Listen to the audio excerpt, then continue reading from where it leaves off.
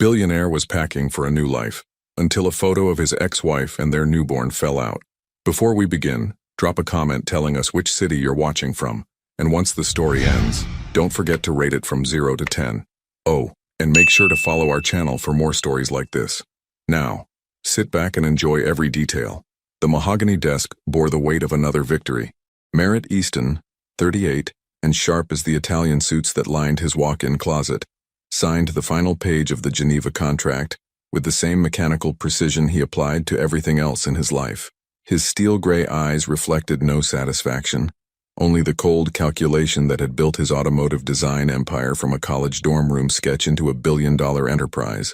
Standing 6'3" with shoulders that filled his navy Tom Ford jacket perfectly, Merritt possessed the kind of presence that commanded boardrooms without effort.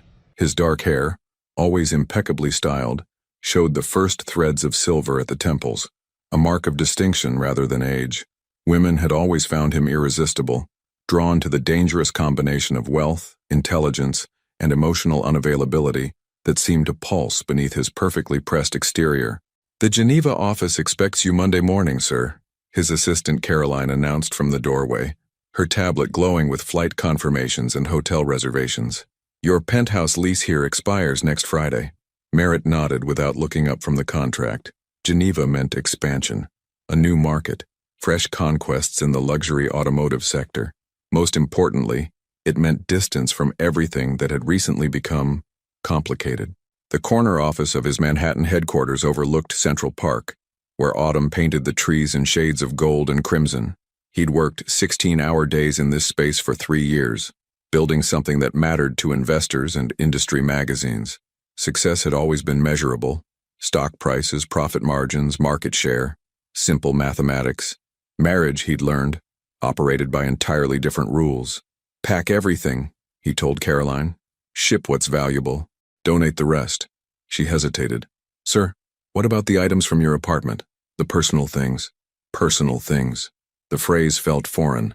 Merritt owned art worth millions, wines that collectors would kill for, and technology that hadn't hit consumer markets. But personal? That suggested attachment, and attachment was weakness disguised as sentiment. "Handle it," he said simply. Caroline retreated, leaving him alone with the silence that had become his most reliable companion. He walked to the floor-to-ceiling windows, watching the afternoon sun cast long shadows across the park below. Somewhere in this city, his life had split into before and after. Before the announcement that changed everything. After the door that closed with such finality he could still hear the echo. "Estu gravida." Even now, 3 months later, Delaney's voice carried the same mixture of joy and terror that had frozen his blood. She'd stood in their kitchen, one hand pressed against her still flat stomach, the other clutching a small white stick like it held the secrets of the universe. Her auburn hair had caught the morning light streaming through their apartment windows, creating a halo effect that made her look almost ethereal. Beautiful Delaney Rhodes. Now Easton, though for how much longer, he couldn't say. 30 years old, with eyes the color of sage and a smile that had once made him believe in possibilities he'd never considered. She was everything he wasn't: warm where he was cold, open where he was guarded, hopeful where he was pragmatic. He'd married her 18 months ago in a ceremony that felt more like a merger than a celebration. Not because he didn't care for her, he did, in the measured way he cared for his vintage Aston Martin or his Rolex collection.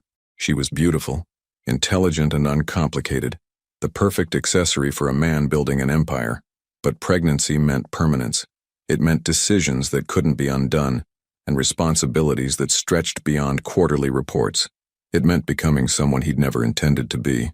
The memory of her face that morning still haunted his dreams. The way her expression shifted from radiant anticipation to crushing disappointment when he'd simply stared at her, calculating the implications like a business proposal, rather than celebrating the miracle she'd offered him. "You have certainty? This changes everything," he'd said, the words falling between them like stones. The light in her eyes had died so quickly he'd wondered if he'd imagined it entirely. She'd nodded slowly, carefully placing the pregnancy test on the marble countertop between them like evidence in a trial where they were both defendant and jury. He'd left for the office that morning and returned to find her sitting at their dining room table, hands folded, waiting. No tears, no accusations, just a question that cut deeper than any blade. "Do you want this baby, Merritt?" The honest answer, the one that revealed exactly who he was beneath the expensive suits and careful reputation, had lodged in his throat like a confession he couldn't make. Because wanting meant risking everything he'd built on the foundation of emotional distance. Wanting meant becoming vulnerable to loss in ways that could destroy him. So he'd said nothing, and his silence had answered everything. Delaney had continued attending her appointments alone. She'd stopped sharing updates about the pregnancy, stopped asking for his opinions on baby names or nursery colors. She'd moved through their apartment like a ghost, present but absent, carrying their child while he carried on with business as usual.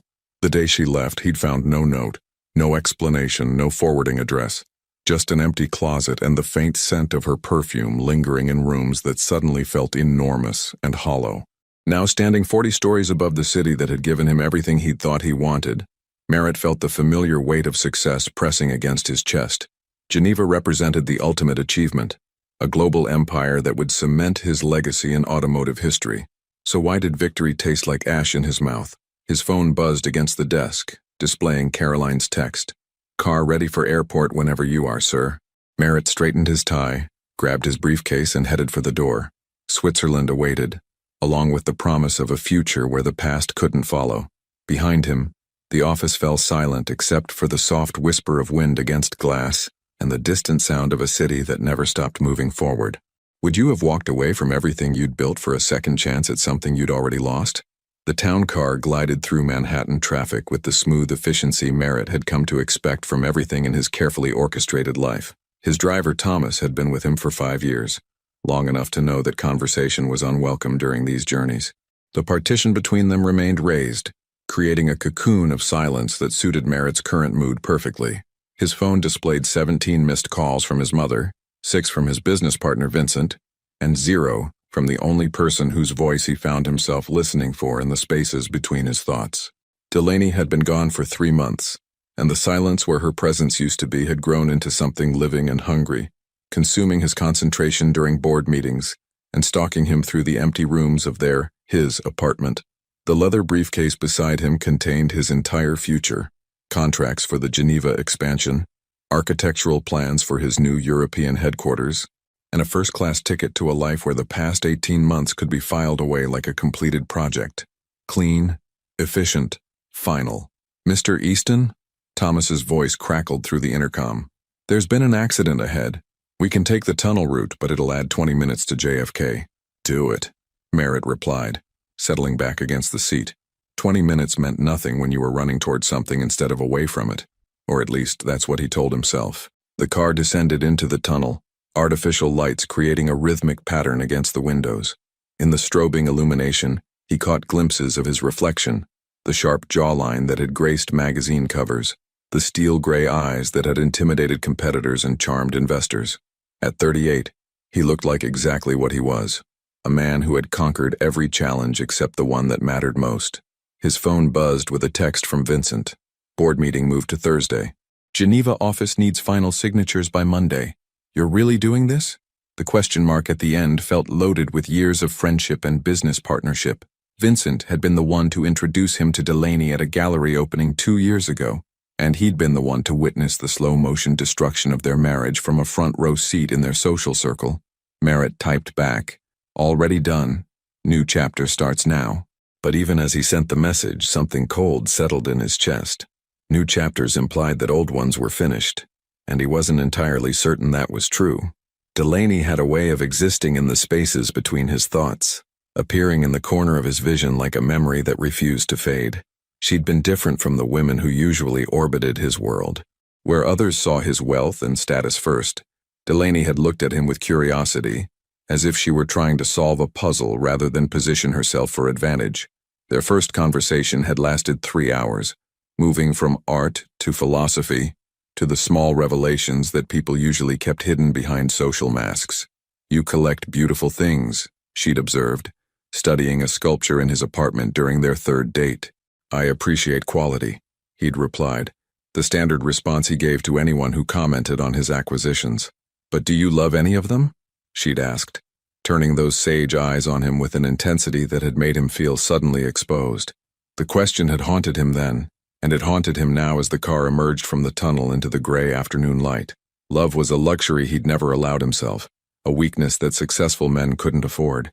His father had taught him that lesson early and often. Emotional attachments were vulnerabilities that competitors could exploit. Yet Delaney had somehow slipped past his defenses, not through manipulation or calculation, but through the simple act of seeing him as more than the sum of his achievements. She'd found the spaces where his armor was thinnest, and filled them with warmth he hadn't realized he was missing. The pregnancy had changed everything. Not because he didn't want children. He'd never considered the question deeply enough to form an opinion, but because her joy in that moment had revealed the depth of her expectations, the future she'd been imagining, that included him not just as a provider or partner but as a father. The weight of that trust had terrified him more than any business risk he'd ever taken. "Terminal 4, sir," Thomas announced as they pulled into JFK. Merritt gathered his briefcase and stepped out into the crisp October air. Around him, travelers moved with purpose, heading toward destinations that promised new beginnings or long-awaited reunions. He was neither running toward something nor returning to anyone. He was simply moving, because stillness had become unbearable. The first-class lounge welcomed him with the kind of anonymous luxury that had become his natural habitat. He settled into a leather chair overlooking the runway, where planes departed every few minutes carrying people toward futures they couldn't yet imagine. His phone buzzed with an email marked urgent from Caroline. The subject line read, "Personal items, shipping update." He almost deleted it without reading, but something made him pause. Personal items. What did that even mean in his world? He'd instructed Caroline to ship anything valuable and donate the rest. But now he found himself curious about what she'd considered worth preserving. The email contained a detailed inventory.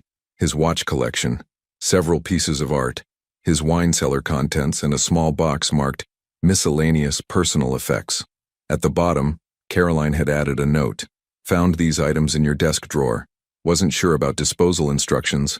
Please advise." Attached were 3 photos. The first showed Delaney's reading glasses, the ones she'd worn while studying medical journals late at night. The second was a small potted succulent she'd brought to his office, claiming it would humanize the space. The third was a pregnancy test, tucked into a velvet jewelry box like something precious. Merritt stared at the screen, his coffee growing cold in his hand. He'd never seen the test after that morning in the kitchen. Delaney must have kept it, hidden it away like a secret or a promise. The fact that it had ended up in his desk drawer meant she'd placed it there deliberately, sometime before she left. A message hidden in plain sight, waiting for him to find it. Flight 847 to Geneva, now boarding first-class passengers. The announcement echoed through the lounge. Merritt remained seated, staring at the photo of a plastic stick that had once held the power to change everything. Around him, passengers gathered their belongings and headed toward gates that would carry them away from this moment, this choice, this crossroads. But he couldn't move, because suddenly the question wasn't whether he could escape the past, but whether he wanted to. The Geneva flight departed without him. Merritt sat in the empty first-class lounge, watching through floor-to-ceiling windows as his escape route taxied down the runway and disappeared into the gray October sky. His phone had been ringing nonstop for 20 minutes. Vincent, the Geneva office, his mother again. But he couldn't bring himself to answer. The pregnancy test photo still glowed on his screen, a small plastic oracle that had somehow derailed his entire future. "Sir?" A uniformed airline employee approached hesitantly. "Are you feeling all right? You missed your boarding call." Merritt looked up from his phone, registering the concern in the young woman's eyes. When was the last time someone had asked if he was all right? When was the last time the answer would have been anything but the automatic "fine" that successful men were trained to give? "I'm reconsidering my destination," he said finally. The employee nodded professionally. "We can rebook you on tomorrow's flight, or if you prefer a different route." "No." The word came out sharper than intended. "I need to go home." Home. The word felt foreign in his mouth. He'd called many places home over the years. Boarding school dormitories, college apartments, luxury condos in 3 different cities. But none of them had felt like the apartment he'd shared with Delaney, where she'd left books half open on coffee tables and plants in every window, where the morning light caught her hair as she made coffee in one of his Columbia Law t-shirts. The ride back to Manhattan passed in a blur of tunnel lights, and Thomas's carefully maintained silence. Caroline had texted 17 times, each message more frantic than the last. The Geneva deal was worth $200 million. The board was asking questions. Stock prices were fluctuating based on rumors of his absence. None of it mattered. His penthouse apartment greeted him with the kind of pristine emptiness that luxury magazines featured in spreads about successful bachelor living. Every surface gleamed, every piece of furniture sat at perfect angles, every work of art hung in museum-quality lighting. It was gorgeous, expensive, and completely devoid of the warmth that had once filled these rooms. Merritt loosened his tie and walked to the kitchen, where granite countertops reflected the city lights like a mirror. This was where Delaney had told him about the pregnancy, standing near the island with her hand pressed against her stomach and hope shining in her eyes. This was where he'd failed his first test as a father before their child was even born. The refrigerator held bottled water, imported beer, and takeout containers from restaurants whose names he couldn't remember. When Delaney had lived here, it had been full of real food, ingredients she'd used to cook meals that filled the apartment with scents that made him want to come home instead of working until midnight. His phone buzzed with a call from Vincent. This time he answered. "Jesus Christ, Merritt, where the hell are you? Geneva's been calling every 10 minutes. They think you've lost your mind." "Maybe I have." Merritt sank onto the leather sofa that had cost more than most people's cars. "The deal's off, Vincent." Silence stretched across the line then. "Are you drunk? Because if you're not drunk, we need to discuss the minor detail of the $200 million you just flushed down the toilet." "It's just money. It's just—" Vincent's voice climbed an octave. "Okay, who are you and what have you done with my business partner? The Merritt Easton I know doesn't cancel billion-dollar expansions because he's having a bad day."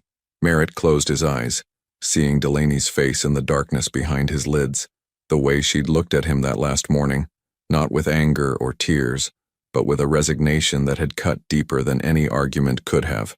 "She left me a pregnancy test," he said quietly. "What?" "Delaney. She hid a pregnancy test in my desk drawer before she left. Caroline found it when she was packing my things." He opened his eyes, staring at the city lights that had once represented conquest and now felt like a collection of strangers' lives. "She kept it, Vincent, like it meant something." Vincent's sigh was audible across the connection. "Merritt, I know you're going through something, but you can't destroy your entire career because your ex-wife left you a piece of plastic." "She's not my ex-wife." The words surprised him as much as they surprised Vincent. "We never filed papers. Never made it official."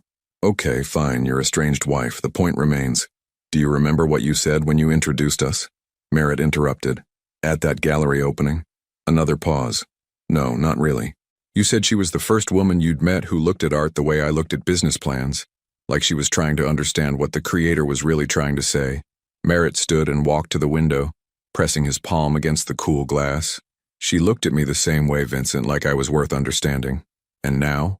Now I think she understood me better than I understood myself." He watched a helicopter circle the city below, its spotlight cutting through the darkness like a searchlight looking for something lost. "I spent 9 months watching her carry our child alone, because I was too afraid to admit that I wanted something I couldn't control." The line went quiet for a long moment. When Vincent spoke again, his voice was gentler. "So what are you going to do about it?" That was the question, wasn't it? What did a man do when he realized he'd been living his life like a balance sheet, measuring success by what he could acquire rather than what he could become? How did you rebuild something you'd destroyed through neglect and fear? "I don't know," Merritt admitted. "But Geneva isn't the answer." After hanging up, he walked through the apartment that had once felt like home and now felt like an expensive tomb. In his study, he found the shipping boxes Caroline had prepared, each one labeled and organized with military precision. The box marked "Miscellaneous Personal Effects" sat on his desk, smaller than he'd expected. Inside, wrapped in tissue paper like precious artifacts, were the remnants of a life he'd been too blind to appreciate. Delaney's reading glasses, the succulent that had somehow survived on his windowsill despite his complete lack of attention. A ticket stub from a movie they'd seen on their second date. A photo of them at his company Christmas party, her hand resting on his chest as they danced. And beneath it all, nestled in a velvet jewelry box like an engagement ring, the pregnancy test that had changed everything. Merritt lifted it carefully, studying the small plastic window that had once displayed 2 pink lines. Such a simple thing to hold such enormous power. In his hands, it felt like holding a grenade with the pin already pulled. His phone buzzed with a text from an unknown number. "Package delivered." Overnight Express. Merritt frowned, scrolling through his recent deliveries. He hadn't ordered anything, and Caroline handled all business shipments. But as he read the message again, something cold settled in his stomach. A package. Delivered tonight. From who? The envelope sat on his doorstep like an accusation. Merritt stared down at the simple manila package. No return address. Just his name written in handwriting he didn't recognize. The overnight delivery notification had been accurate. Someone had wanted him to receive this tonight. Immediately. As if timing mattered more than convenience. His hands trembled slightly as he carried it inside, setting it on the granite kitchen island where Delaney had once announced their pregnancy. The irony wasn't lost on him that every significant moment in his recent life seemed to orbit this same space, this same cold stone surface that reflected his face back at him, like a mirror he didn't want to look into. The envelope opened easily, containing a single photograph and nothing else. No note, no explanation, no demands or accusations, just an image that hit him with the force of a physical blow. Delaney sat in what looked like a hospital chair, her auburn hair loose around her shoulders, exhaustion written in every line of her face. But it was a beautiful exhaustion, the kind that came from something profound and transformative, rather than merely difficult. She wore a soft pink hospital gown, and in her arms, wrapped in a white blanket, was a baby. Their baby. Merritt's legs gave out, and he found himself sitting heavily on one of the kitchen stools, the photograph shaking in his hands. The child was impossibly small, with a shock of dark hair that looked exactly like his own and tiny fists that had escaped the blanket's confines. The baby's eyes were closed, face peaceful in the way that only newborns managed, as if they carried some secret knowledge about tranquility that the rest of the world had forgotten. But it was Delaney's expression that destroyed him completely. She gazed down at their son, and somehow, looking at the strong line of the baby's jaw even in sleep, Merritt knew it was a boy, with a love so pure and overwhelming that it seemed to radiate from the photograph itself. This wasn't the posed happiness of a maternity photo shoot. This was raw, unfiltered joy mixed with exhaustion, wonder, and something that looked almost like grief. She'd done this alone. Carried their child for 9 months, endured labor, held their son for the first time, all while he was arranging shipping containers and booking flights to Switzerland. While she was bringing their child into the world, he'd been running away from it. Merritt turned the photograph over with hands that wouldn't stop shaking. The back was blank except for a hospital timestamp. 2 days ago. 2 days. His son was 2 days old, and he was just now learning of his existence. The magnitude of what he'd missed crashed over him like a wave. First breath, first cry.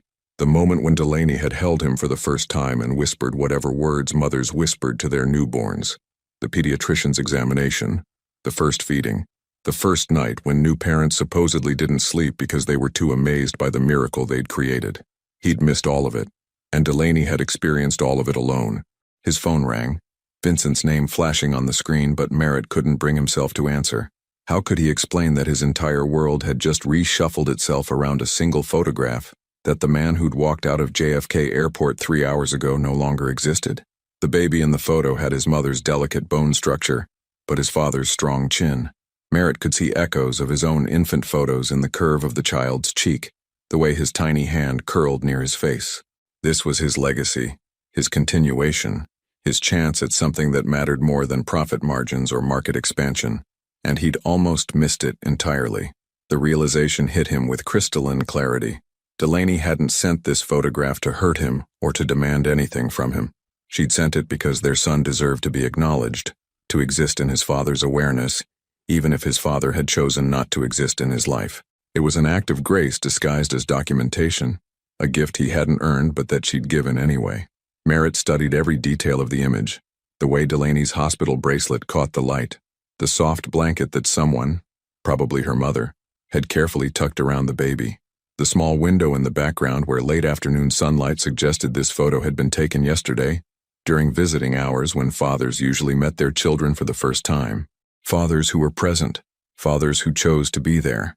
He thought about the boxes in his study, packed with the remnants of a life he'd abandoned, the pregnancy test hidden like a secret message, Delaney's reading glasses that had seen her through medical journals and baby books, the succulent that had somehow survived his neglect, just like the love she'd offered him, even when he couldn't return it. She'd been building something while he'd been calculating exit strategies. She'd been preparing for their future while he'd been planning his escape. And now their son existed in the world, breathing and dreaming, and completely unaware that his father was sitting in a luxury apartment, staring at his photograph like a man seeing sunlight for the first time. Merritt's reflection stared back at him from the granite surface, distorted and unfamiliar. The successful businessman who'd conquered every challenge except the one that mattered most. The man who'd collected beautiful things but had never learned to love any of them. The father who'd missed his son's birth because he'd been too afraid to stay and find out what kind of man he might become. But maybe it wasn't too late.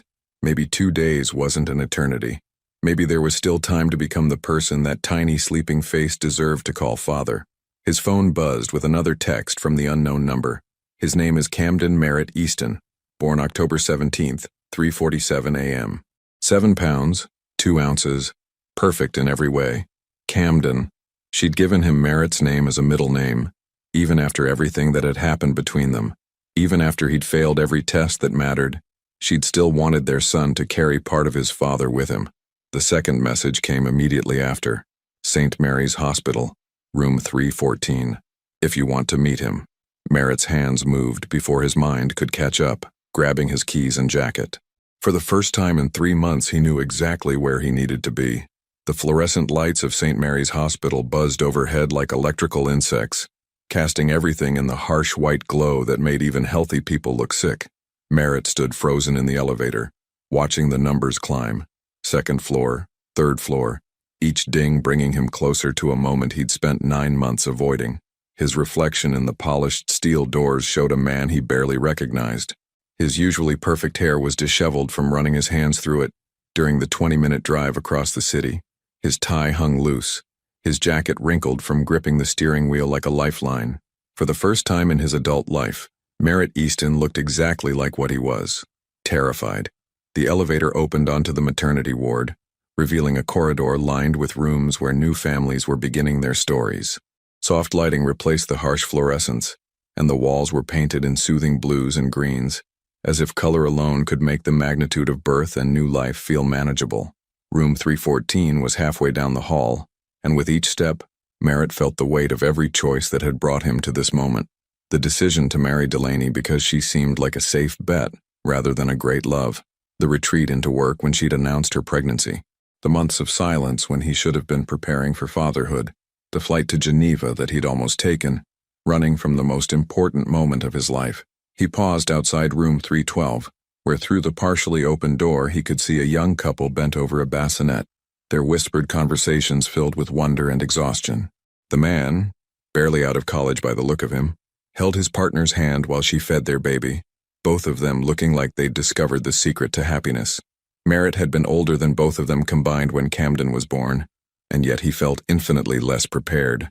Room 314's door was closed, but warm light leaked from underneath, suggesting life and wakefulness beyond. Merritt raised his hand to knock, then let it fall. What did a man say when he'd missed the birth of his own child? How did you apologize for abandoning someone during the most vulnerable moment of their life? Are you going to stand out here all night, or are you actually going to knock? The voice belonged to an older woman emerging from the room across the hall, Delaney's mother, Helen Rhodes. 62 years old with silver hair and the kind of sharp intelligence that had clearly been passed down to her daughter. Helen had never particularly liked Merritt. She'd tolerated him during family dinners and holiday gatherings, but her politeness had always carried an edge that suggested she saw through his carefully constructed facade. Tonight, that edge had been replaced by something harder. Mrs. Rhodes.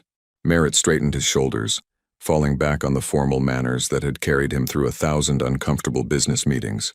I received Delaney's message. Did you? Helen's gray eyes, so much like her daughter's, studied him with the intensity of a scientist examining a particularly disappointing specimen. Because I was under the impression that you'd already left for Switzerland. Something about a business opportunity that couldn't wait. The words hit like physical blows, each one precise and perfectly aimed. Helen Rhodes had never been subtle about her opinions, and she clearly saw no reason to start now. Things changed, Merritt said quietly. Things changed. Helen repeated the words like she was tasting something bitter. My daughter spent 43 hours in labor, Merritt. 43 hours. Do you know what that means? He didn't respond, sensing that any answer would only make things worse. It means she started having contractions on Tuesday night and didn't deliver until Thursday afternoon. It means she was alone for almost 2 days while her body was trying to bring your son into the world. Helen stepped closer, and despite being 8 inches shorter than him, somehow managed to make him feel small. She kept asking for you. Even after everything you'd put her through, she kept hoping you'd show up. The image hit him like a physical blow. Delaney in pain, scared, asking for someone who'd already mentally boarded a plane to another continent. His successful businessman's mind tried to calculate the logistics. If labor had started Tuesday night and the baby was born Thursday afternoon, that meant she'd been trying to reach him while he was finalizing contracts and packing his apartment. While his son was being born, he'd been choosing which artwork to ship to Geneva. "I didn't know," he said, the words inadequate even as he spoke them. "Of course you didn't know. You made sure you didn't know." Helen's voice carried the accumulated exhaustion of a woman who'd spent 2 days supporting her daughter through something that should have been shared with a partner. "You want to know what she said when Camden was born? When the doctor placed him on her chest and she saw his face for the first time?" Merritt found himself nodding, even though he was certain he didn't want to hear this. She said, "He looks just like his daddy." Not with anger, not with resentment, with love. Even then, after everything, she looked at that baby and saw you, and it made her happy. The words broke something inside him that he hadn't even realized was still intact. Here was proof of a grace he'd never deserved.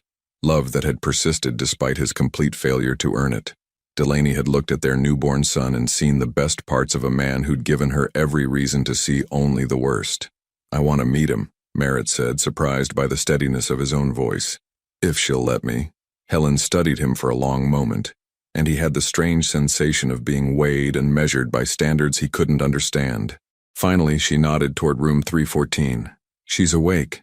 Has been for the last 2 hours, staring at that photograph she had printed for you." Helen's expression softened slightly. "She still loves you, you know. God help her, but she does. The question is whether you're finally ready to love her back." Before he could respond, Helen Rhodes disappeared back into her room, leaving Merritt alone in the corridor with the weight of a question he'd been avoiding for 18 months. Through the thin walls, he could hear the soft sounds of a baby stirring, small cries and gentle hushing, the eternal conversation between mother and child that had been happening in hospital rooms since the beginning of time. His son was in there, possibly hungry or uncomfortable or simply adjusting to a world that was infinitely larger and stranger than the warm darkness he'd known for 9 months. Merritt took a deep breath, raised his hand, and finally knocked. "Come in." Delaney's voice carried through the door, softer than he remembered but unmistakably hers. Merritt's hand trembled as he turned the handle, stepping into a room that felt like stepping into another universe entirely. The space was dimmed to a warm glow, designed for rest and recovery. Delaney sat propped against pillows in the hospital bed, her auburn hair falling in loose waves around her shoulders. She looked exhausted in the way that only new mothers could, drained but luminous as if some internal light had been switched on despite her body's obvious need for sleep. But it was the bundle in her arms that stopped Merritt's breath entirely. Camden was awake, his dark eyes startlingly alert for a 2-day-old, seeming to focus on nothing and everything at once. His tiny fist had worked free from the soft blue blanket, and as Merritt watched, Delaney gently guided it back under the warm fabric, with the practiced care of someone who'd already learned her son's habits.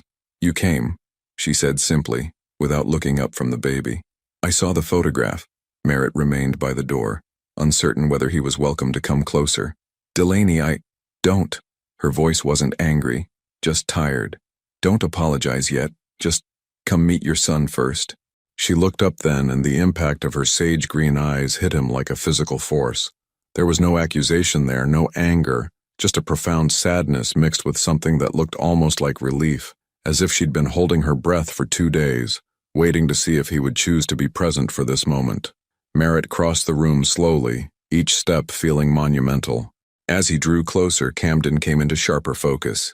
The dark hair that was definitely inherited from his father, the delicate features that echoed his mother's bone structure, the impossibly small hands that seemed too perfect to be real. Merritt's voice caught. "He's beautiful. He has your stubborn chin," Delaney said, and there was the ghost of a smile in her voice. "And my mother's impatience. He's been fussy since about midnight, like he's got places to be." Merritt found himself smiling despite the emotional turbulence in his chest, already showing leadership qualities, or control issues, Delaney replied, and this time the smile reached her lips. Wonder where he gets that from. The gentle teasing was so familiar, so reminiscent of the easy rapport they'd shared before everything became complicated, that Merritt felt something loosen in his chest. This was the Delaney who'd made him laugh during board meetings with perfectly timed text messages. The woman who'd seen through his carefully constructed walls and somehow decided he was worth the effort anyway. Can I? He gestured toward the chair beside her bed and she nodded. Sitting down brought him close enough to see every detail of his son's face. Camden's eyes were the deep blue-gray that most newborns had, but something in their shape reminded Merritt of his own baby photos. The curve of the child's ear was pure Delaney, but the strong line of his jaw was unmistakably Easton genetics. Would you like to hold him? Delaney asked quietly. Terror and longing warred in Merritt's chest. He'd held babies before, distant cousins, colleagues' children at company events, but this was different. This was his son, his legacy, his chance to either begin something beautiful or destroy it through inexperience and fear. I don't know how, he admitted. Neither did I 48 hours ago. Delaney shifted slightly, preparing to transfer the baby. Support his head and neck. Everything else is instinct. The moment Camden settled into his arms, Merritt understood why people used words like miracle to describe birth. The baby was impossibly light and impossibly solid at the same time, warm and alive and completely dependent on the adults around him for everything. His son. This tiny person was half of him, half of Delaney, and somehow entirely himself. Camden stirred slightly, making a small sound that wasn't quite crying but wasn't contentment either. Merritt found himself swaying gently, a motion that seemed to come from somewhere deeper than conscious thought. He likes that, Delaney observed. You're a natural. I missed everything, Merritt said, the words escaping before he could stop them. Your mother told me about the labor. 43 hours and I wasn't here. Delaney was quiet for a long moment, watching him hold their son. When she spoke, her voice was carefully controlled. I know you were scared. I know this wasn't what you planned. It wasn't about planning. Merritt met her eyes, needing her to understand even if understanding couldn't undo the damage he'd caused. It was about, I spent my whole life believing that caring about something made you weak. That love was a liability successful people couldn't afford. And now? Camden chose that moment to open his eyes fully, looking directly at his father with the kind of unfocused intensity that newborns managed. Merritt felt something shift inside his chest, some fundamental reorganization of priorities that had nothing to do with logic and everything to do with the small life breathing steadily in his arms. Now I think I was an idiot, he said softly. A successful, wealthy, completely hollow idiot who almost lost the only things that actually matter. Delaney's eyes filled with tears, but she didn't let them fall. I didn't send that photograph to manipulate you into coming back. I sent it because Camden deserves to exist in your awareness, even if you choose not to exist in his life. I want to exist in his life. The words came out stronger than he'd expected. I want to be his father, Delaney. Not just financially, not just legally, but actually. I want to teach him things and embarrass him at soccer games and worry about him when he starts dating. That's a beautiful thought, she said carefully. But wanting something and being capable of it are different things. Then teach me. He looked down at Camden, who had dozed off again with the easy trust that babies showed toward anyone who held them gently. I know I have no right to ask anything of you after what I've done, but teach me how to be what he needs. Delaney studied his face for a long moment, and Merritt had the sensation of being examined by someone who knew him better than he knew himself. Finally, she reached out and touched Camden's tiny hand, where it rested against Merritt's chest. He's going to need more than weekend visits and expensive toys, she said quietly. He's going to need someone who shows up, someone who stays when things get difficult. I want to be that person. Do you? Or do you want to be that person? Her question was gentle but precise, cutting straight to the heart of his uncertainty. Because those are very different things, Merritt. Before he could answer, Camden stirred in his arms, making the small huffing sounds that Delaney had learned meant he was getting hungry. The spell of the moment broke slightly, replaced by the practical reality of caring for a newborn. He needs to eat, Delaney said, reaching for the baby. As Merritt transferred Camden back to his mother, their hands brushed and the familiar electricity was still there, the connection that had drawn them together in the first place and had somehow survived everything that had tried to destroy it. But connection wasn't the same as trust. And trust, Merritt realized as he watched Delaney settle Camden for feeding, was something that had to be earned one choice at a time. 3 days later, Merritt stood in the baby section of Target at 7 in the morning, holding a shopping list written in Delaney's careful handwriting and feeling more out of place than he had in any boardroom negotiation. Diapers, size newborn, formula, Similac, burp cloths, baby wipes, sleep sacks, 0 to 3 months. The items seemed simple enough until he faced an entire aisle of options he'd never known existed. Who knew there were 17 different types of baby formula, each promising different benefits he couldn't begin to understand? You look lost. The voice belonged to a woman about his age, pushing a cart filled with groceries and a toddler who was systematically destroying a box of crackers. She had the kind of practical beauty that came from someone who'd learned to prioritize function over form, her brown hair pulled back in a messy bun, and her clothes designed for comfort rather than impression. Completely, Merritt admitted, holding up the list. My son is 4 days old and apparently I know nothing about babies. First time? She asked, and when he nodded, her expression softened with understanding. It's overwhelming at first, but babies are simpler than the marketing wants you to believe. Here, she reached for a basic container of formula. This is what most pediatricians recommend unless there's a specific reason to use something else. Thank you. Merritt studied the container like it contained state secrets. I'm supposed to be intelligent. I run a multi-billion-dollar company. But apparently, that doesn't translate to understanding infant nutrition. The woman laughed, not unkindly. Different skill set entirely. I'm Dr. Ava Sinclair, by the way, pediatrician at Children's Hospital. Merritt Easton. He paused, wondering if she'd recognize the name from business publications, but her expression remained pleasantly neutral. And you're probably exactly the person I should be talking to. Probably, she agreed. Is Mom doing okay? 4 days postpartum can be rough. The simple question hit harder than it should have. Was Delaney okay? He'd spent the last 3 days trying to prove his commitment by handling practical tasks. Grocery runs, pharmacy trips, organizing the nursery that had sat untouched in their apartment for months. But had he actually asked how she was feeling? I think so, he said slowly. We're navigating some complications. Dr. Sinclair's expression suggested she'd heard variations of this story before. New babies have a way of revealing cracks in relationships that seemed solid before. But if you're here at 7 a.m. buying formula because she asked you to, that's a good sign. If only it were that simple. Delaney had asked him to shop for Camden not because she trusted him, but because she was testing him. Every request over the past 3 days had felt like an examination. Could he remember to buy the specific brand of diapers that didn't irritate newborn skin? Would he actually show up when he said he would? Could he handle the mundane, unglamorous reality of caring for an infant? So far, he'd passed the basic tests. He'd arrived on time, bought the right items, and learned to change diapers without looking like he was defusing a bomb. But he could feel Delaney watching him, waiting for the moment when his patience would wear thin or his business priorities would reassert themselves. The thing about new parents, Dr.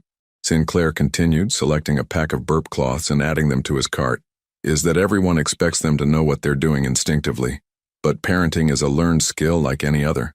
The only difference is that the stakes feel impossibly high because you're responsible for this tiny person who depends on you for everything.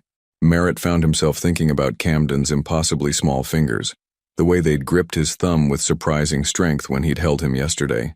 Such a simple gesture, but it had felt like a promise, one that Merritt wasn't sure he was qualified to keep. What if you're not sure you have the right instincts, he asked. Then you learn, you pay attention, you ask questions. Dr. Sinclair's phone buzzed, and she glanced at it with the expression of someone whose day was about to become much busier. But the fact that you're worried about doing it right means you probably will. After she left, Merritt finished his shopping in thoughtful silence. Each item on Delaney's list represented something Camden would need in the coming days. Sustenance, comfort, protection, basic necessities that somehow felt monumental when you were responsible for providing them. The drive back to Delaney's mother's house took him through neighborhoods he'd never paid attention to before. Tree-lined streets with modest homes, playground equipment visible in backyards, minivans parked in driveways with car seats and soccer ball stickers.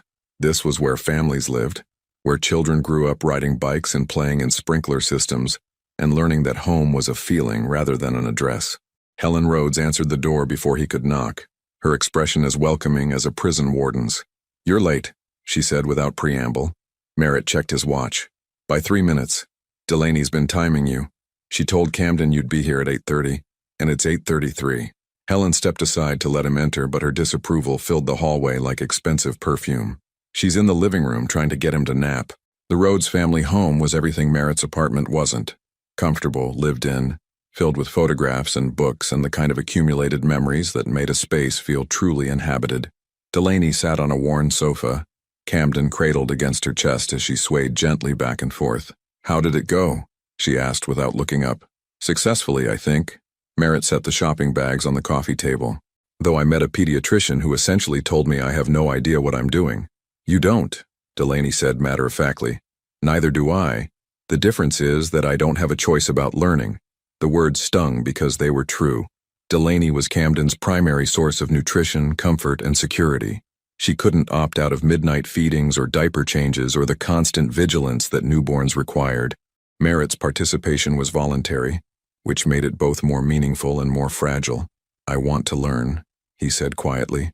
"Good, because he's going to need a bath later, and I'm going to teach you how to do it."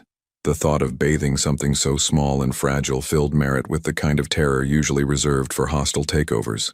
"What if I drop him? Then you'll catch him. Or I will." Delaney finally looked up, and her expression was softer than her words. "The point isn't to be perfect, Merritt. The point is to be present." Present. Such a simple concept, but one he'd been avoiding his entire adult life. Being present meant being vulnerable to disappointment, to failure, to the possibility that despite his best efforts, he might not be enough. Camden stirred against his mother's chest, making the small sounds that Merritt was learning meant he was transitioning between sleep stages. Such tiny communications, but somehow Delaney had already learned to interpret them like a private language between mother and child.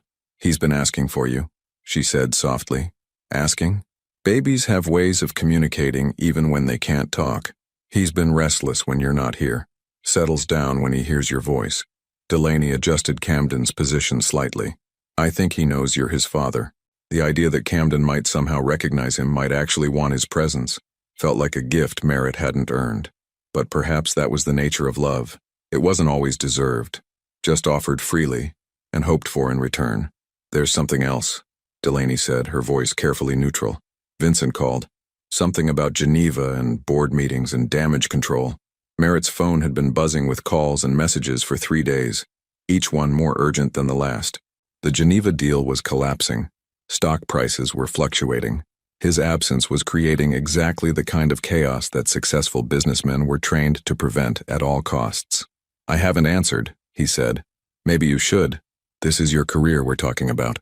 He looked at her carefully, searching for hidden meaning in her words. Was she testing his priorities again? Giving him permission to return to the life he'd always known? Or genuinely concerned about the financial implications of his choices? "My career will survive," he said finally. "This won't happen again."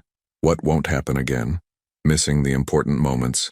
Missing Camden's first bath, his first smile, his first word. Merritt met her eyes directly. Missing the chance to be the father he deserves. Camden chose that moment to open his eyes, focusing on nothing and everything with the serious expression that newborns wore, like they were contemplating the mysteries of existence. For a brief moment, Merritt could have sworn his son was looking directly at him, as if evaluating whether this man could be trusted with something as precious as unconditional love. The answer, Merritt realized, was entirely up to him. The phone call came at 2:47 a.m., shattering the fragile peace of Merritt's first full night of sleep in a week. "Merritt?" Delaney's voice was tight with barely controlled panic. "I need you to come over. Now." He was already reaching for his clothes before fully processing her words. "What's wrong? Is Camden okay?" "He won't stop crying. He's been screaming for 3 hours straight, and nothing I do helps." Her voice broke slightly. "My mother's at her bridge tournament in Atlantic City, and I don't know what to do. The pediatrician's answering service said to monitor him, but Merritt, something's wrong." 20 minutes later, Merritt stood in the Rhodes family living room, watching his son's face turn red with the effort of expressing whatever distress had consumed him. Camden's cries weren't the normal fussing Merritt had learned to recognize over the past week. This was something primal and desperate, the sound of a creature in genuine distress. Delaney paced the room with Camden pressed against her shoulder, her auburn hair disheveled and her eyes rimmed with exhaustion and fear. She'd changed into comfortable clothes, soft yoga pants and one of his old Columbia t-shirts that she must have kept after moving out. But even in casual wear, her distress was palpable. "He ate fine at 11, she said, her voice hoarse from trying to soothe him. "Had a normal diaper change, temperature's normal, but he just started screaming and won't stop." Merritt watched her move, recognizing the particular helplessness that came from being responsible for someone else's pain and having no way to fix it. This was parenthood stripped of sentimentality, the raw, terrifying reality of being trusted with a life you couldn't fully understand. "Let me try," he said quietly. Delaney hesitated for just a moment before transferring Camden to his arms. The baby's cries didn't diminish, but Merritt could feel the tension in his small body, muscles rigid with whatever was causing his distress. "Hey, buddy," Merritt murmured, settling into the rocking chair that had probably soothed Delaney when she was Camden's age. "What's going on? Talk to me." Camden's response was another wail that seemed to come from somewhere deeper than his tiny lungs should have allowed. But as Merritt began to rock, something in the rhythm seemed to catch the baby's attention. The cries didn't stop, but they shifted slightly, becoming less frantic. "That's it," Merritt said softly, continuing the gentle motion. "I'm here. We're going to figure this out together." Delaney collapsed onto the sofa, watching them with the expression of someone who'd been carrying an impossible weight alone. "I thought I was doing something wrong. I thought maybe I wasn't feeding him enough or holding him right or—" "You're doing everything right," Merritt said firmly, never breaking the rocking rhythm. "Sometimes babies just need to cry. Dr. Sinclair told me that yesterday. Sometimes it's their only way of processing the world." "Dr. Sinclair?" "The pediatrician I met at Target. She said crying doesn't always mean something's wrong. Sometimes it just means they're overwhelmed." He adjusted Camden's position slightly, and the cries shifted again, becoming more tired than frantic. Like their nervous systems are too new to handle all the input. Camden's sobs began to slow, interrupted by small hiccups and the kind of exhausted breathing that followed intense emotional release. His tiny fist had worked free from the blanket and was pressed against Merritt's chest, right over his heart. "You're exhausted, aren't you?" Merritt said softly, looking down at his son's red, tear-streaked face. "Everything's new and loud and scary, and you don't know how to make sense of it all." The words could have applied to any of them in that moment. Merritt felt overwhelmed by fatherhood in ways that no business challenge had ever matched.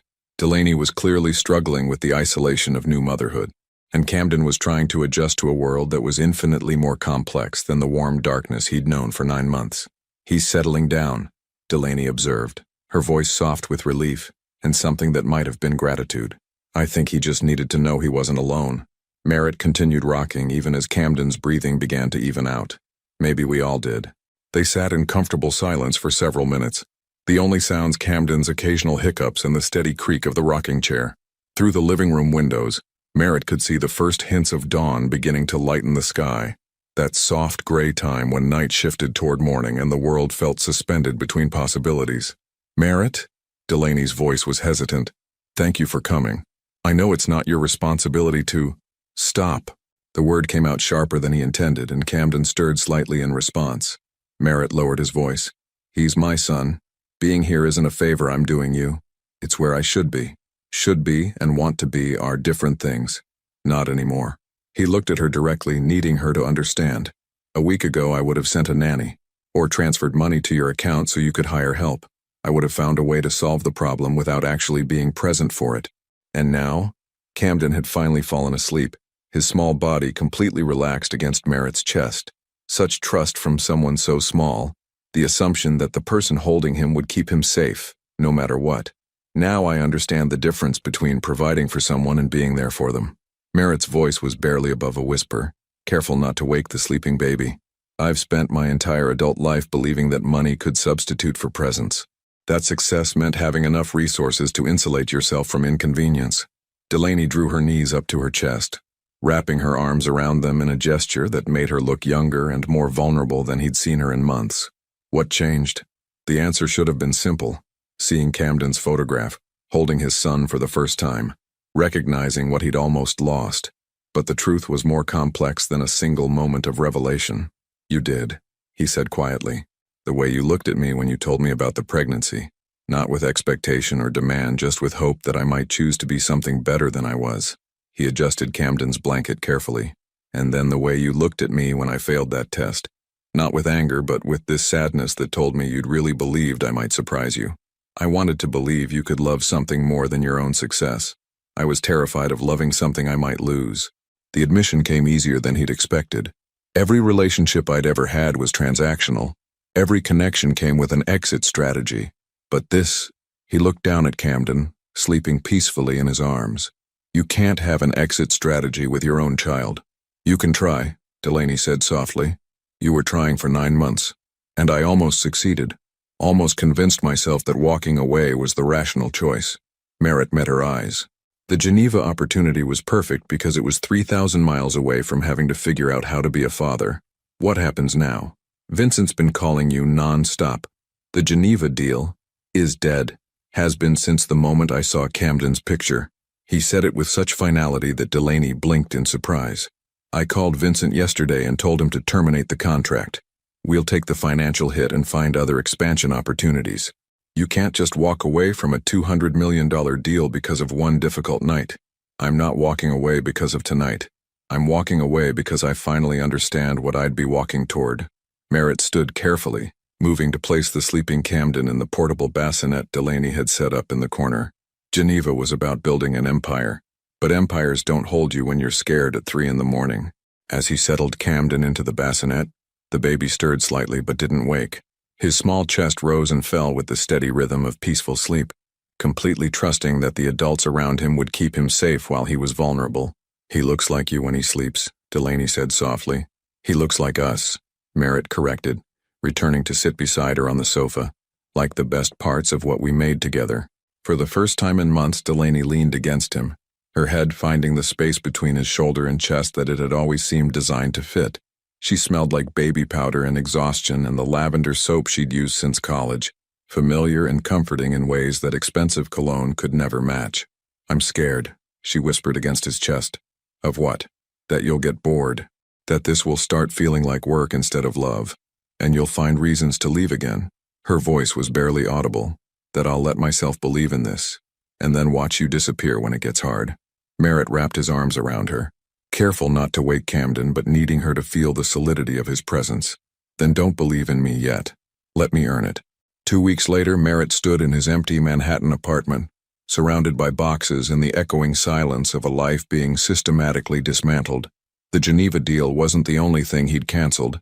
He'd also terminated his lease, put his art collection in storage, and instructed his real estate agent to find a family home in Westchester, somewhere with a yard and good schools and the kind of neighborhood where children could ride bikes safely.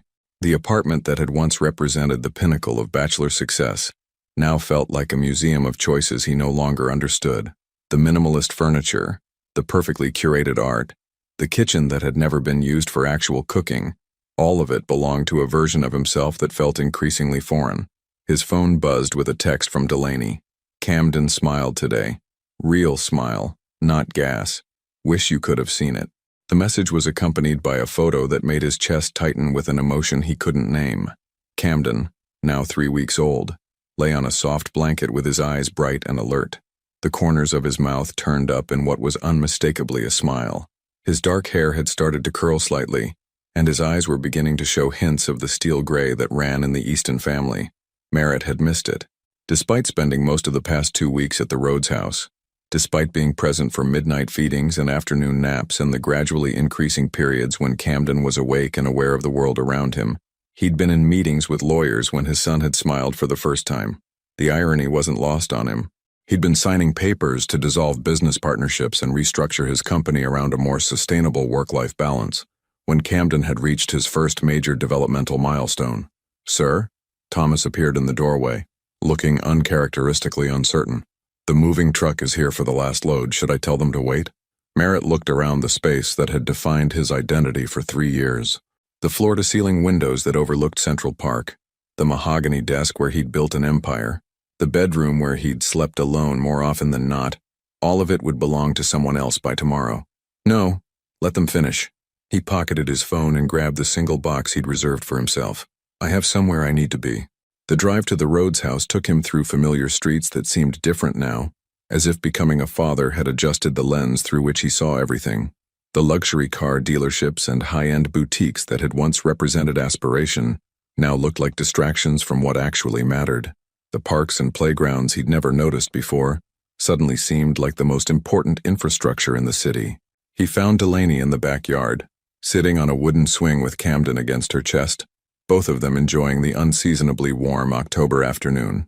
She'd changed since leaving the hospital, not just physically, though she was clearly recovering her strength, but in ways that seemed deeper and more fundamental. There was a confidence in her movements now, the assurance of someone who'd discovered capabilities she hadn't known she possessed.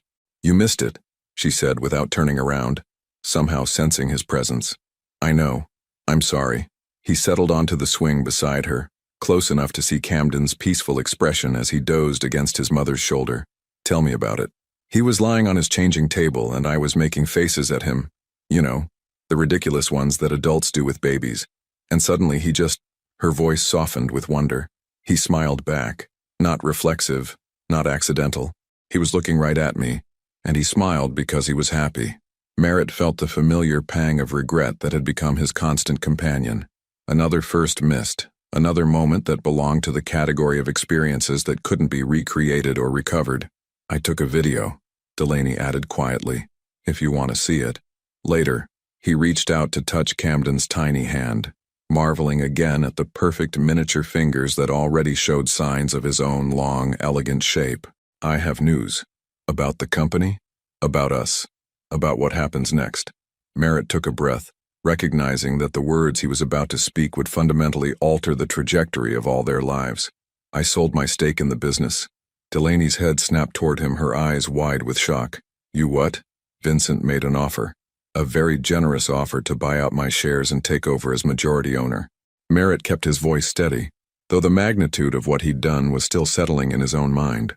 "The paperwork was finalized this morning. Merritt, that company is your entire life. You built it from nothing. I built it instead of building anything else that mattered." He met her eyes directly. "The company will survive without me. Probably thrive, actually. Vincent's always been better with people than I am. But Camden won't get another chance to have his father present for his childhood." Delaney stared at him as if he'd announced he was joining the circus. "What are you going to do? You can't just retire at 38. "I'm not retiring. I'm pivoting." The business term felt inadequate for what was actually a complete reconstruction of his priorities. "I've been talking to some consulting firms about advisory roles. Things that would let me work from home, set my own schedule, be available for the important moments. And financially, we'll be fine. More than fine." He smiled at her obvious concern about practical matters. So typically Delaney to worry about logistics even in the middle of life-altering revelations. "The sale price was substantial. We could live comfortably without me working at all for the next 20 years. Camden stirred against Delaney's chest, making the small sounds that meant he was transitioning toward wakefulness. Soon he'd be hungry, or need changing, or simply want attention. The constant demanding rhythm of infant care that had become the organizing principle of their days. "This is about more than just being available for feedings and diaper changes," Delaney said carefully. "This is about fundamentally changing who you are." "No," Merritt said quietly. "This is about finally becoming who I actually am instead of who I thought I was supposed to be." Camden opened his eyes then, focusing on his father with the intent expression that newborns wore when they were trying to make sense of the world.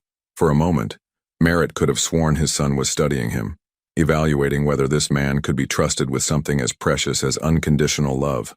"There's something else," Merritt said, never breaking eye contact with Camden. "I want to come home."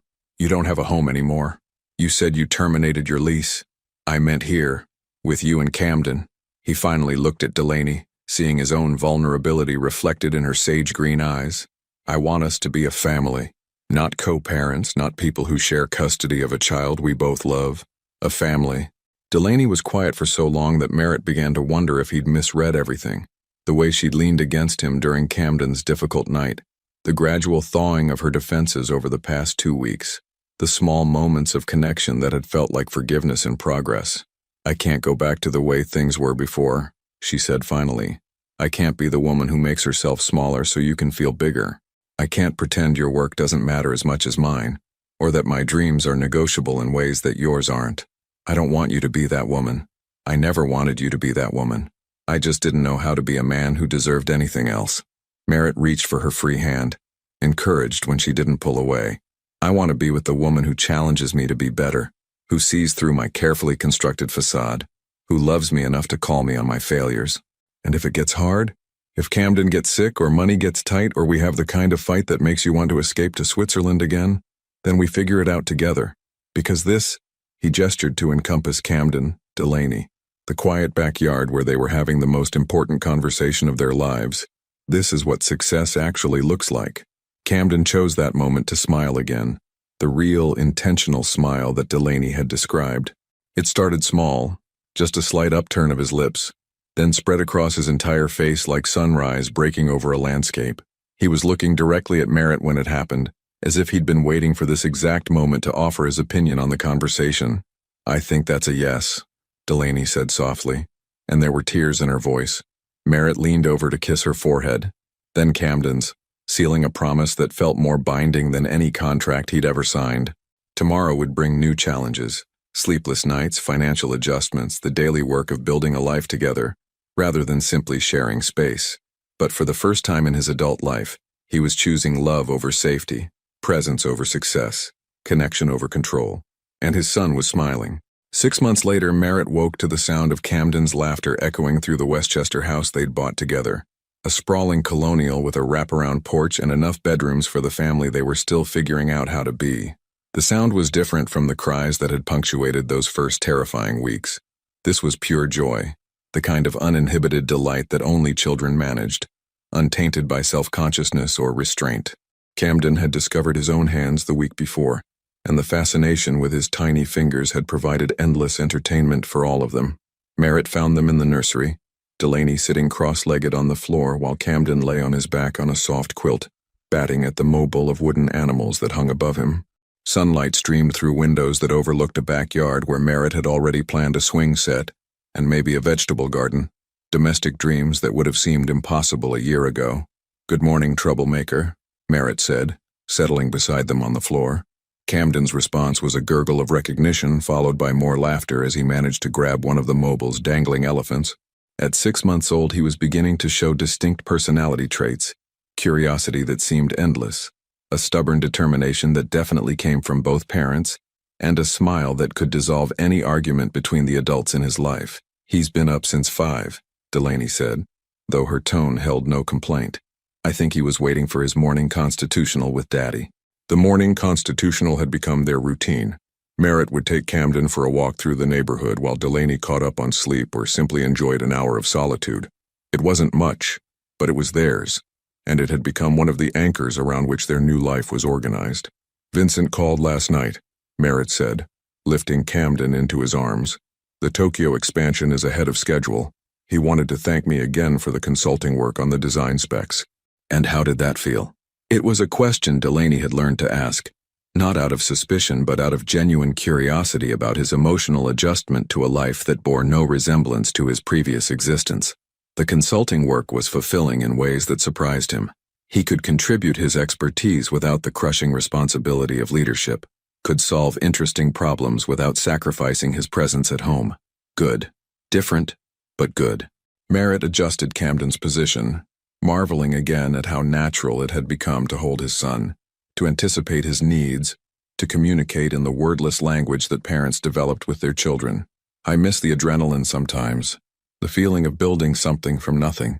But I'm building something here too, something that matters more than market share or profit margins." He looked around the nursery they'd decorated together, soft blues and greens, books already lining the shelves for when Camden was old enough to appreciate stories, photographs of 3 generations of family members who would help shape this child's understanding of love and belonging.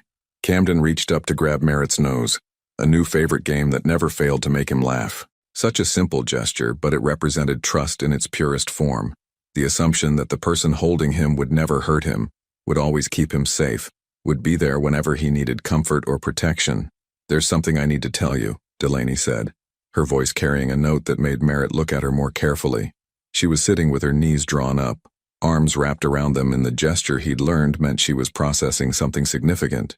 Her auburn hair had grown longer since Camden's birth, and she'd started wearing it down more often, softening the professional severity she'd maintained during her medical training. "What is it?" "I got a call yesterday, from Children's Hospital in Manhattan." She met his eyes directly.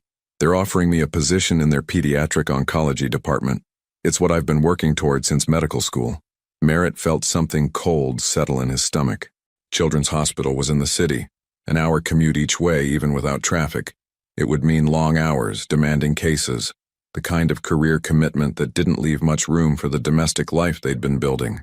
"That's incredible," he said, and meant it despite his concerns. "You've earned this." "Have I? I've been out of residency for 8 months, taking care of Camden, figuring out how to be a mother. Part of me wonders if I'm even the same doctor I was before."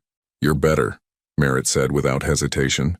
"You understand things about healing and caring that you couldn't have learned from textbooks. Those children will be lucky to have you." Camden started to fuss slightly, the precursor to hunger that they'd both learned to recognize. Delaney reached for him automatically, and Merritt watched the seamless transition that still amazed him, the way she could comfort their son with nothing more than the familiarity of her voice and touch. "The position starts in 3 months, she said as Camden settled against her for feeding. "Full-time, with the possibility of research opportunities down the line. Everything I thought I wanted, thought you wanted? I don't know anymore. 6 months ago, career advancement was the most important thing in my life. Now," she looked down at Camden, who had found his rhythm and was nursing contentedly. "Now I understand why people say having children changes everything. It's not just that you love them, it's that loving them reorganizes your entire understanding of what matters." Merritt moved to sit behind her, wrapping his arms around both of them in a gesture that had become natural over the months they'd been rebuilding their relationship. The three of them fit together like pieces of a puzzle that had finally found its proper configuration. "What do you want to do?" he asked. "I want to take the job, and I want to be present for Camden's first steps and first words and all the moments that happen when you're not looking." She leaned back against his chest. "I want to be the kind of mother who doesn't miss the important things, and the kind of doctor who makes a difference. I just don't know if it's possible to be both." "We'll figure it out," Merritt said, the words coming easily because they'd become the foundation of everything they'd built together. "We'll hire help when you need it, and I'll adjust my consulting schedule, and we'll make mistakes and learn from them just like we've been doing since Camden was born." "You really mean that? You won't resent the chaos or the lack of flexibility or the times when work has to come first?" "Delaney," he turned her gently so she could see his face. 6 months ago, I would have seen your career as competition for your attention. I would have calculated how your success might impact my comfort, my priorities, my carefully controlled life. And now? Now I understand that watching you become everything you're capable of being is part of loving you. Camden deserves to see his mother pursuing her dreams, not sacrificing them. Merritt touched his son's tiny hand, which had escaped from his blanket and was resting against Delaney's chest. "And I want to be the kind of father who shows him that love means supporting the people you care about in becoming their best selves." Camden finished eating and immediately fell asleep, the kind of instant unconsciousness that only babies managed. Delaney shifted him to her shoulder for burping, and Merritt found himself thinking about the life they were creating together, messy and unpredictable and nothing like the controlled existence he'd once thought he wanted. "I love you," Delaney said quietly, the words offered like a gift rather than an obligation. "I love you too, both of you." He kissed the top of her head, breathing in the scent of her shampoo mixed with baby powder and the indefinable sweetness that seemed to cling to everything in Camden's orbit, more than I knew was possible. Outside, the neighborhood was coming to life, children walking to school, parents heading to work, the ordinary rhythm of families beginning another day. Soon Camden would be old enough to join that flow, to ride bikes and play in yards and learn that home was both a place and a feeling. But for now, in the quiet nursery filled with morning light and the sound of their son's peaceful breathing, they had everything they needed. Not the life either of them had planned, but the life they'd chosen together. Imperfect and demanding and more beautiful than any success Merritt had ever achieved in a boardroom. Camden stirred slightly in his sleep, his small fist opening and closing as if he were grasping for something just out of reach. Without thinking, Merritt offered his finger, and Camden's hand closed around it, with the automatic trust that had become the organizing principle of all their days. Holding on, being held, choosing to stay when staying was difficult. This was what family meant. This was what love looked like when it stopped being theoretical and became the daily practice of showing up for the people who needed you most. And finally, for the first time in his life, Merritt Easton was exactly where he belonged. 3 years later, the sandbox in their backyard had become the center of Camden's universe, and by extension, the center of theirs. Merritt sat on the wooden edge watching his 3-year-old son construct what appeared to be either a castle or a space station. With Camden, the distinction was often unclear. The boy had inherited his father's attention to detail and his mother's creative imagination, resulting in elaborate architectural projects that required serious discussion about structural integrity and the proper sand-to-water ratio. "Daddy, look." Camden held up a plastic bucket filled with perfectly molded sand. "It's a tower for the Dragon Princess. The Dragon Princess needs a very tall tower," Merritt agreed solemnly, having learned that Camden's stories required respectful attention to their internal logic. "Is she trapped or is she the one doing the trapping?" Camden considered this with the gravity of a Supreme Court justice. "She's protecting the treasure, but she's nice to good guys." "Ah, a discerning dragon princess. Very wise." Through the kitchen window, Merritt could see Delaney preparing lunch, still wearing her hospital scrubs from the morning shift at Children's Hospital. 3 years into her position in pediatric oncology, she'd found her rhythm, working 4 days a week, with Fridays reserved for research and family time. It wasn't perfect, but it was theirs. The compromise had required adjustments from both of them. Merritt had restructured his consulting business to be completely remote, turning their home office into a space where he could advise automotive companies across 3 continents without missing Camden's afternoon naps or evening bedtime stories. Some days were harder than others. Client calls during sandbox time, Delaney getting home late from difficult cases, but they'd learned to bend without breaking. "Merritt," Delaney called from the kitchen. "Can you bring Camden in? Lunch is ready and we have news to discuss." News. In their household, that could mean anything from Camden's preschool teacher wanting to discuss his tendency to reorganize the classroom toy bins to Delaney being offered another research opportunity. Merritt had learned to approach news with cautious optimism. "Come on, Dragon Princess Protector," he said to Camden. "Time for sustenance." Camden abandoned his construction project with the easy adaptability of childhood, racing toward the house with the boundless energy that had replaced infant sleepiness. At 3, he was all motion and questions and observations that sometimes left his parents speechless with their unexpected wisdom. The kitchen smelled like grilled cheese sandwiches and tomato soup, comfort food that had become their Saturday tradition. Delaney had changed out of her scrubs into jeans and one of Merritt's old sweaters. Her hair pulled back in the messy bun that usually meant she was processing something significant. "What's the news?" Merritt asked, lifting Camden into his booster seat. "2 pieces, actually."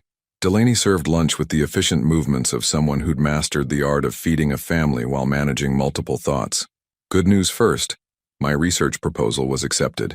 The childhood leukemia study I've been working on for 2 years is getting full funding." "Delaney, that's incredible."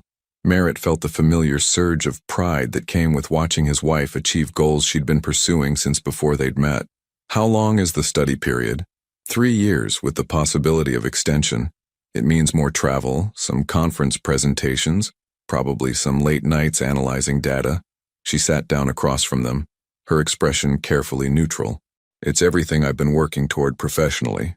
Mama's gonna help sick kids," Camden announced around a mouthful of sandwich. "That's good." "Yes, it is good," Merritt agreed, studying Delaney's face for signs of whatever complexity lay beneath her careful composure. "What's the second piece of news?" She reached across the table to take his hand, her fingers intertwining with his in the gesture that had become their shorthand for significant moments. "I'm pregnant." The words hit him like a physical force, and for a moment Merritt was transported back to that kitchen in their old apartment, to Delaney's hopeful face and his own paralyzing fear. But this time, the fear was different, not the terror of unwanted responsibility, but the natural anxiety of someone who understood exactly how precious and fragile new life could be. "Pregnant," he repeated, needing to hear the word aloud to make it real. "About 10 weeks. I wanted to wait until after the first trimester to say anything, but with the research study starting," she squeezed his hand. "The timing is complicated." Camden looked up from his soup, processing the conversation with the seriousness he brought to all adult discussions. "Baby?" he asked. "Yes, sweetheart," Delaney said softly. "You're going to be a big brother." Camden's response was a whoop of excitement that nearly knocked over his cup. "Can I teach the baby about dragon princesses?" "I think the baby would love that," Merritt said, his voice rougher with emotion than he'd expected. "A second child. Another tiny person who would depend on them for everything, who would reorganize their carefully constructed balance and force them to grow in ways they couldn't anticipate." The thought should have terrified him. 3 years ago, it would have sent him reaching for his phone to check flight schedules to distant cities. But now, watching Camden's excitement and seeing the cautious joy in Delaney's eyes, he felt something entirely different. Hope, anticipation, the kind of overwhelming love that made fear seem insignificant by comparison. "We'll figure it out," he said, the words that had become their family motto. The research study, the new baby, Camden's adjustment to being a big brother. "We'll figure all of it out together. Are you sure? Because this time you know what you're signing up for." Sleepless nights, diaper changes, the complete upheaval of any schedule we've managed to establish. Merritt stood and walked around the table to pull her into his arms, breathing in the familiar scent of her hair and the lingering antiseptic smell from the hospital that had become as much a part of her as her laugh. 3 years ago, when Camden was born, I thought love was a finite resource, he said quietly, that caring about one thing meant having less to give to everything else. But watching you love him, watching him love us back, I've learned that love doesn't divide, it multiplies. Even with the research study, the travel, the irregular hours, especially with the research study, Camden needs to see his mother changing the world, and our new baby needs to be born into a family where both parents are becoming the best versions of themselves. Delaney pulled back to look at him, and he could see the moment when her carefully maintained control cracked slightly, revealing the joy she'd been protecting behind practical concerns. "I love you," she whispered. "All of you. This complicated, beautiful, impossible family we've built. I love you too. All of you." He rested his hand on her still flat stomach, marveling at the life growing there, even the one we haven't met yet. Camden, who had been following the conversation with the intense focus he brought to all important family discussions, suddenly stood up in his booster seat. "Group hug," he announced, launching himself into their embrace with the fearless trust that had defined his relationship with the world since birth.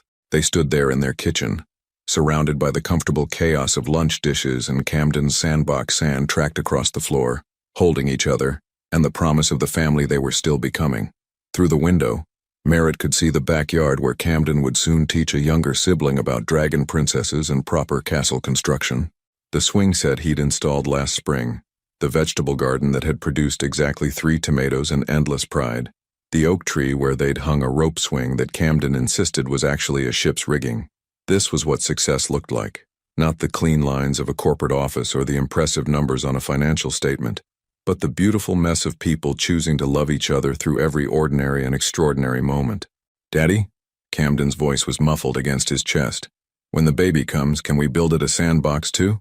"I think that's an excellent idea," Merritt said, imagining 2 children playing in the backyard, fighting over plastic buckets and creating elaborate fantasy worlds in the sand. "We'll build the best sandbox in the neighborhood. With a moat. Definitely with a moat." Delaney laughed, the sound bright with happiness and the particular exhaustion that came from loving people more than you'd ever thought possible. "Our children are going to be so spoiled. They're going to be loved," Merritt corrected. "There's a difference." Later that evening, after Camden had been tucked into bed with stories about brave dragon princesses and promises that they would start planning the new baby's sandbox tomorrow, Merritt and Delaney sat on their front porch, watching the sun set over the neighborhood where they'd chosen to build their life together. "Do you ever miss it?" Delaney asked. "The old life? The excitement? The travel? The feeling of being important in ways that quarterly reports could measure?"